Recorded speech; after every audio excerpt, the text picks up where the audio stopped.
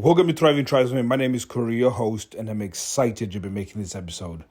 So we're now in a place where things are going to be shifting, and the way we talk about things within the podcast. Like I said, I try and offer as much more value than you would pay for. So more than £1,000 course, more than $5,000 the product that you'd buy, and this is one of them. And one of these lessons, I'm actually, it's going to be a massive lesson if I'm reading off notes. So you might have to listen to it in several parts, and also you might want to take some notes, or if you maybe really listen to this, because it's going to be massively impactful. And there's only so much that you can do as a person in terms of personal growth.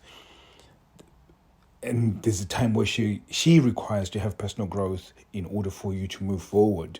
And there's several things that will stop you from having personal growth, especially from a collaborative standpoint, because you can do all the work. You can give her space. You can move away from behaving a certain way, become more dominant, have more leadership in terms of how you interact with the family.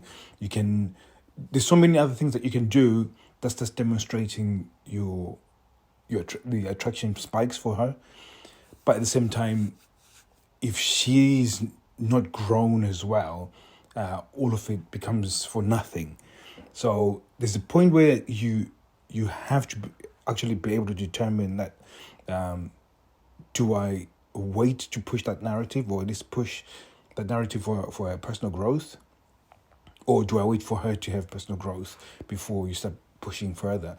And it's this dichotomous thing where sometimes you push, just more harm than good, and sometimes you're better off waiting, so you're actually focusing on something else, hoping that she grows, and then you can make the next move. And sometimes we get caught up in this, should I move or should I not move? And then that thing comes into play. Now you think of your self-preservation. So if you've been, rejected before, then you don't want to make a move, because all of a sudden it puts, if you actually push a narrative when you're meant to be pushing it, this is where you're going to get the most rejection, the most venomous part of that woman. And it can be soul crushing. It can be very, very difficult and challenging.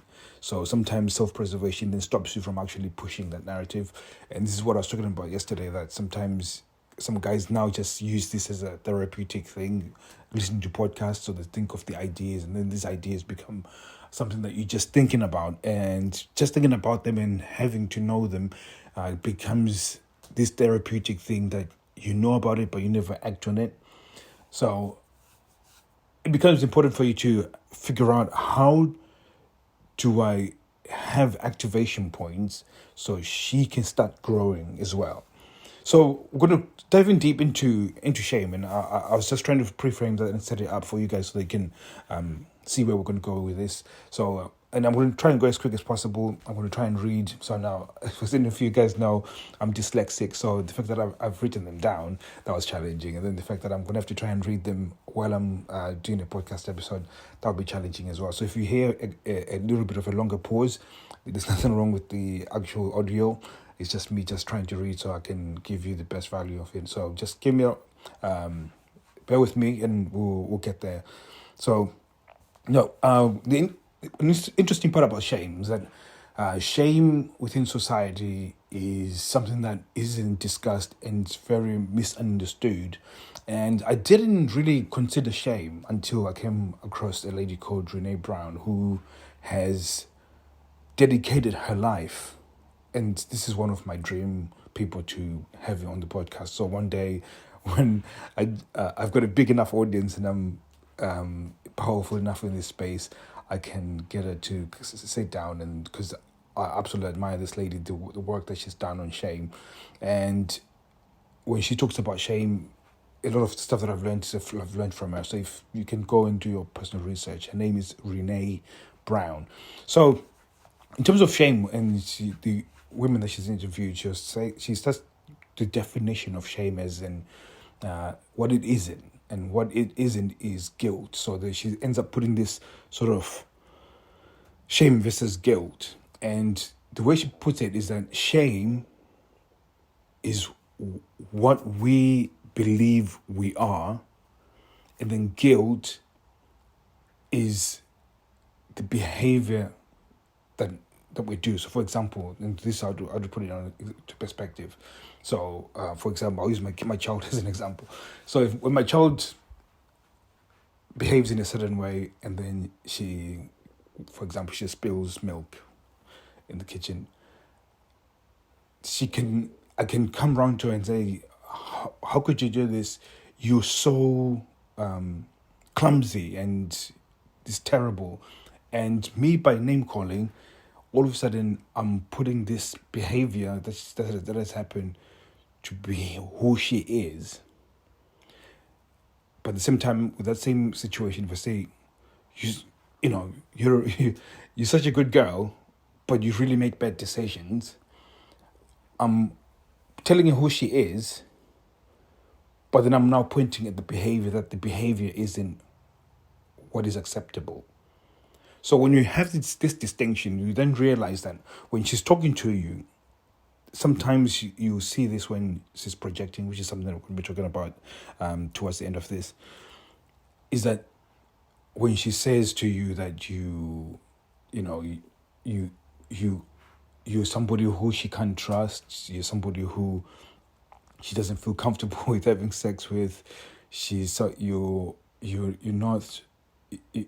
not considerate, you're thinking about yourself. She'll say all these things that are negative, and she'll put certain behaviors and make them that this is who you are and this is what you are.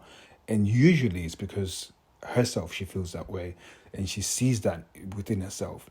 And it's this negative talk that ends up happening, where she cannot distinguish between behavior and who she is.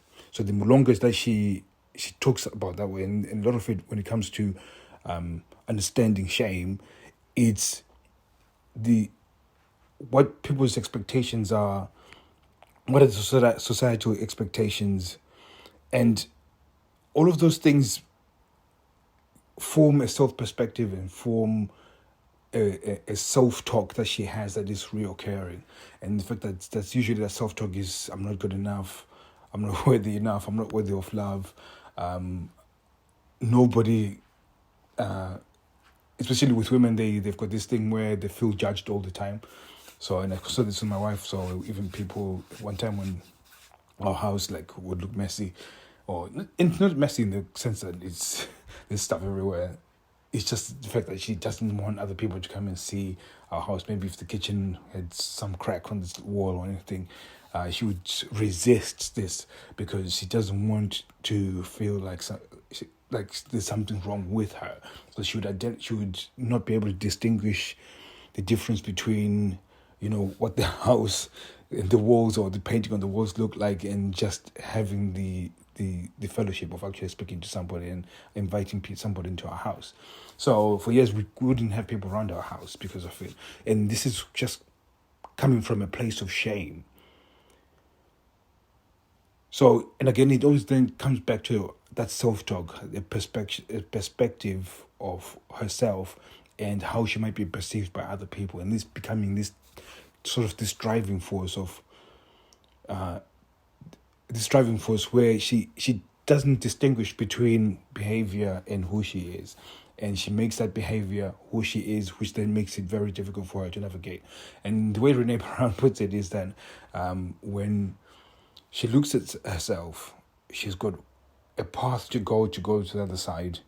And inside there's a swamp just full of terrible things. So she looks down, she sees all these terrible things where she sees she's not good enough, she's not a good wife, she's not a good mom. She's because she's got this thing where she's juggling a lot of things. So if she's a working mom, for example, she's juggling so many things, and then she has to put this front that she's got everything under control when she doesn't. And anytime you have issues like that, it exacerbates all of these other emotions that are, I'm not good enough, I'm not worthy enough. And all of these things happen because there's this real push of there's this swamp in front of me. And because there's this one in front of me, the the pain of actually dealing with it becomes more painful than self destruction becomes easier than actually dealing with the pain. So this is why then you see your relationship starts crumbling, and from the time when you're meant to be intimate and be closer becomes a very, very difficult thing, because she already feels like there's this massive swamp that she needs to navigate in order to connect with you. And a large chunk of it is that when you have that problem, and this is now me pushing further than where Renee Brown has gone, you would lack the ability to be happy. I think shame robs you the ability of being happy. And this is where a lot of, in fact, this is one of the most common things when it comes, in fact, this is probably the number one thing that connects all of us guys, is that the people that are within a sexless relationship, your partner has got no ability to make themselves happy. They can show you the outward appearance of happiness. They can fake to be happy. They can fake connection. So it seems like there's something that they're doing that is sort of enjoyment. But when it boils down to it, when they look at shame, they have no ability or skill to be happy, and therefore they need validation from everything else but the relationship,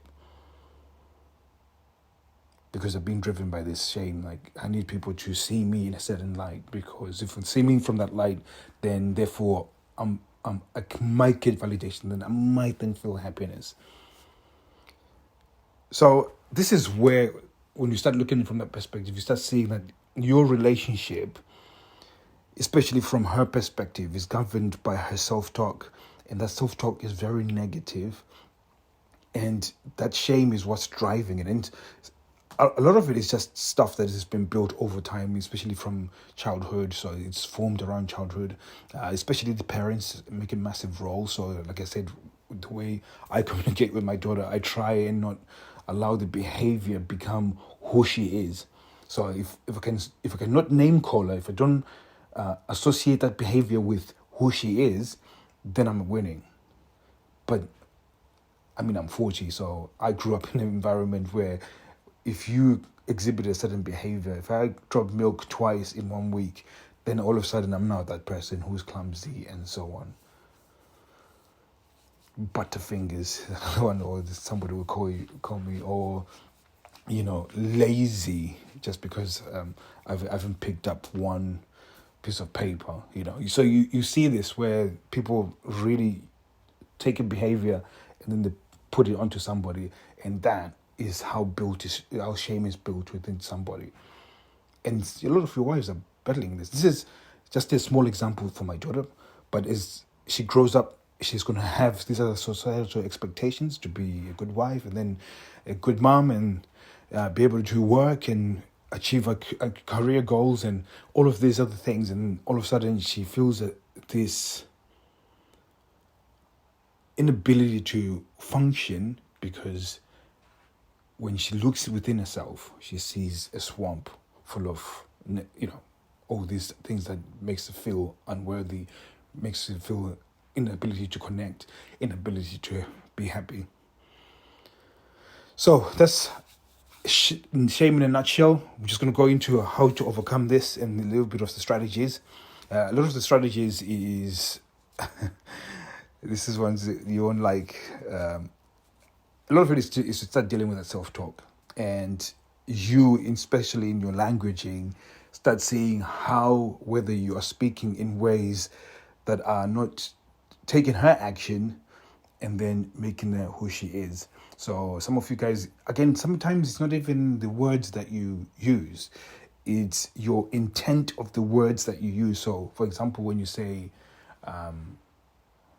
she's a good wife, some of you guys, when you say, you don't believe it because she's got no ability to give you sex, and she will feel that, and it will feel that self-talk where she feels like she's not a good wife, even though you've said the words of, you're a good wife, you're a good mom. You say all these things, and again, it's not uncommon that somebody who's already got that self-talk, They never see themselves as beautiful. Again, one of the things that will stop you from actually feeling attraction or aroused. Just a side note. But that self-talk is where you start changing, and you as a partner, you have to start believing some of the things. You being able to distinguish between behavior and who that person is.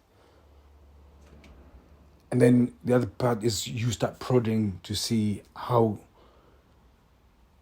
We use the 5 whys, and this is one that I always tell people, that is, you see her whenever she associates herself with a behavior. So, for example, I'm such a bad mom. This is your opportunity then to ask, why do you think you're such a bad mom? And usually the first answer will be superficial. Or because, I've done this and that, and then she'll point out the behaviors that, contribution to what she thinks is a bad mom, in inverted commas. And then understand what you mean by that, but I don't see it that way. Is there a reason why you would think that makes you a bad mom, for example? That's the second question. So you're now trying to prod in deeper, and then you're trying to get her to go internally to start seeing that, is it a valid reason what she's actually saying? And then she would give you another thing, which would be so superficial. The third one, when you go in to try and get the third answer, which is another why, so they'll tell you the reasons why, which is a little bit deeper. The time you ask the third why, this is where you now go on a deeper level. Generally, this is where you find the most resistance. Like, why are you asking me all these questions? But at the same time, if this is a point where you plow on, because this is where you're going to have that breakthrough. So where you can show her that whatever she's saying, you can. I mean, if your kid, for example, my kid, I'm going to use my kid as an example. She's 11. Or we do have a 21-year-old, but I'll use my younger one. She's 11, and I would say 95% of the time, my wife has been a great parent, and 5% of the time is the times when she feels like she's not good enough as a parent. So then she projects that on the child, or projects that on me. So that 5% in her mind becomes 100% of who she is. And it's when you can distinguish those things, separate them, that this is a behavior and this is who you are. This is how you then go through it, where you use the 5 whys. You ask your why questions 5 times. Obviously, you can't go every time she speaks and go, why? Like a child. You have to show that you've listened to what she said. What I tend to do is repeat the last 3 words that she says, and then it gives her the opportunity to understand, okay, he is listening, and kind of shows a bit of empathy. And then ask another why. So, why do you think that this is like this? And then, and when you dive into the third one, she'll resist, but when she does go through that, then it gives you an opportunity to actually go a little bit deeper. By the time you get to the 4th or 5th, you're actually getting to the root cause of the actual issue. And this is where she will, when she understands that none of it is substantiated, that's just a behavior, and who she is completely different, it's just altering the self-talk. And this is one of the things that I think is the key thing that will give you a big, big, big breakthrough. I'm saying it, and from now you're probably saying, oh, this is exactly what I need to do. It's easier said than done. And you guys are quite capable of doing it. Part of it is a lot easier when you got a coach showing you how to do this. So if you want to learn how to do this, I'm inviting you to a free seduction blueprint, so we can show you how to do this, and I'm going to give this to you for free. It's not a sales call. It's an opportunity for us. This is how we get clients. Yes, so we give you value first. We give you this thing that you can go and execute into your family. You see it working, and then obviously you will then realize that what we do and what we teach works. Then the next conversation is collaborative one. Whether you want to be part of the reigniting men becomes your thing, or you're not, but nobody's going to push you to doing anything. So you've got the opportunity to change your relationship by really being able to do this, where you ask why several times when you're now dealing with this situation, so you can just reveal this thing that's inside of her, and as you reveal it, it starts breaking that cycle of her thinking she is the behavior that she is. So I'm a bad mom because of such and such behavior. Whereas you can then separate that behavior and say, okay, I'm a good mom, but I've got these behaviors, and these behaviors are totally independent to who I am. So it's really a lot to unpack. I'm reading off my notes, so I don't even know how far we've gone with this, but I'm going to go as far as possible in order for us to finish this. Like I said, you might have to listen to this in sections, take some notes, and be able to really start affecting change in a relationship. If you feel like you might need more help with this, we'll give you an opportunity to learn this on the Seduction Blueprint. So if you go to Thriving Tribesmen Facebook group, you go and join the Facebook group. When we let you in, there'll be a link that's going to send you to booking a call. That call, again, like I said, it's free. So we give you everything that you need in order to start really getting her to divorce herself from the behaviors, so she can really, really discover her authentic self. So the last bit that I'm going to finish off with is projecting negativity. And this is, I think, one of the things where most guys becomes very difficult for them to navigate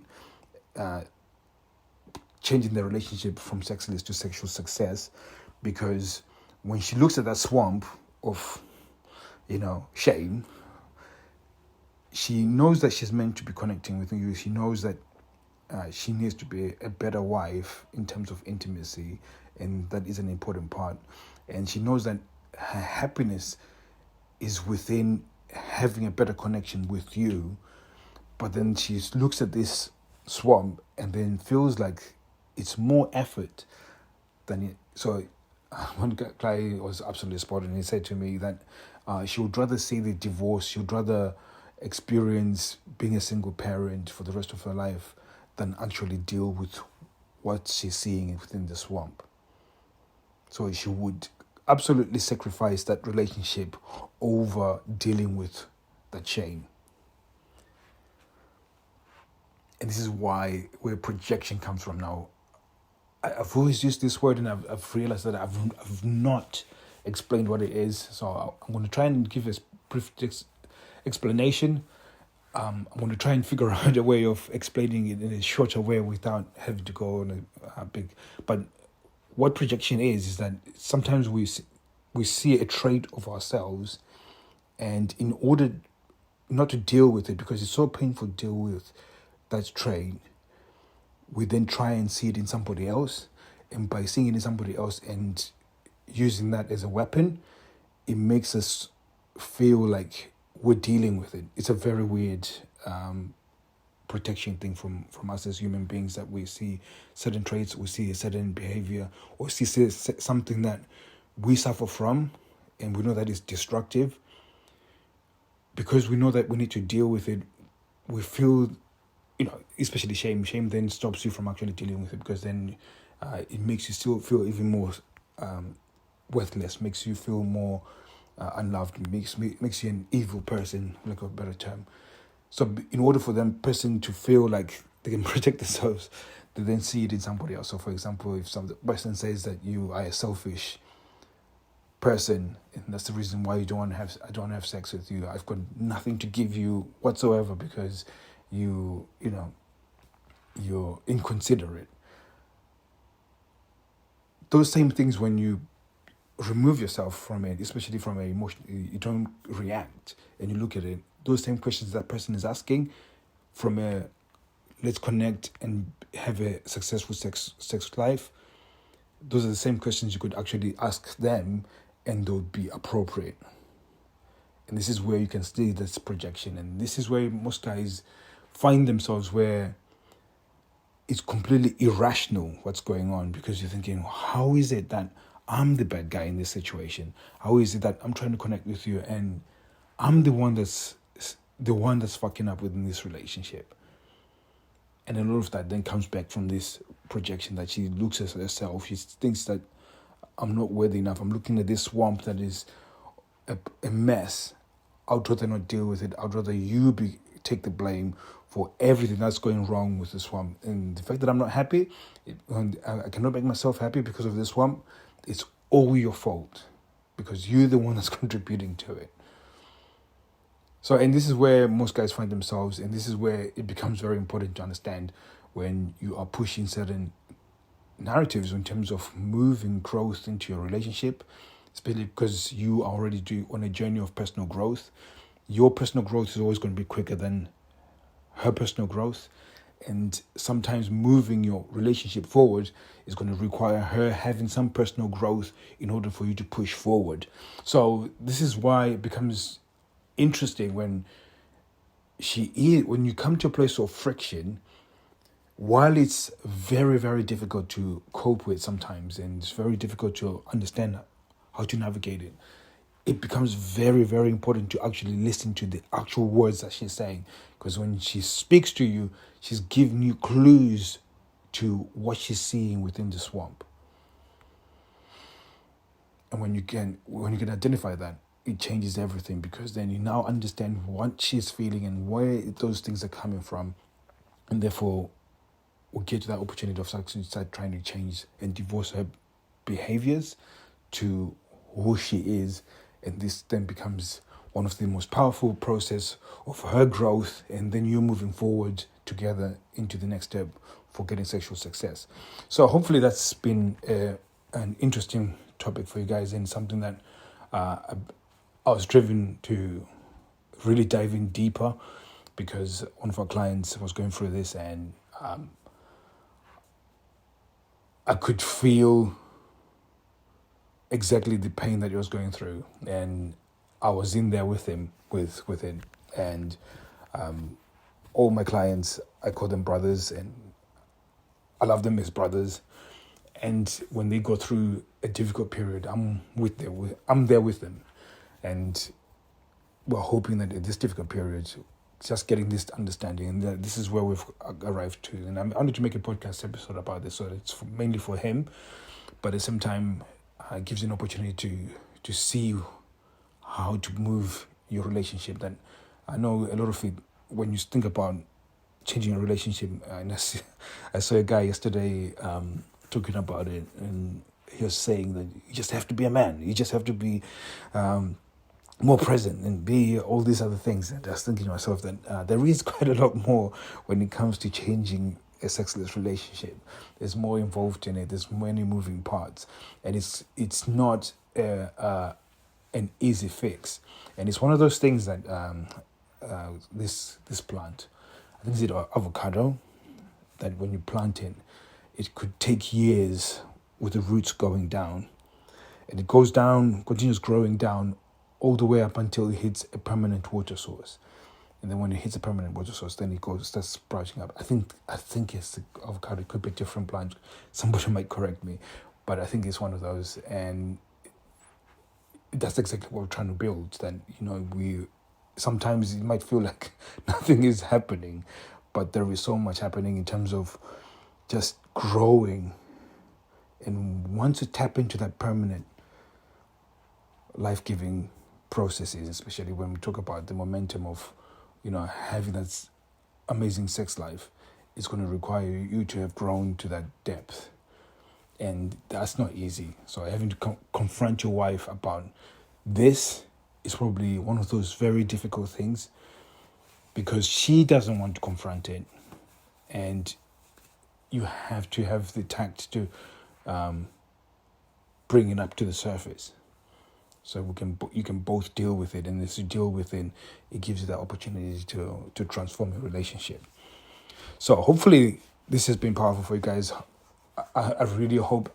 My strategies, I always double or triple listen to some of episodes similar to this that I hear from somebody else, and you will get a whole lot more if you can take some notes and then reference back to this before, especially when you now find it very, very difficult. Because this is another thing, when there's a lot of friction happening, I want you to go back to this episode and listen to it, and every time this friction, you'll give an opportunity to see something different within your relationship.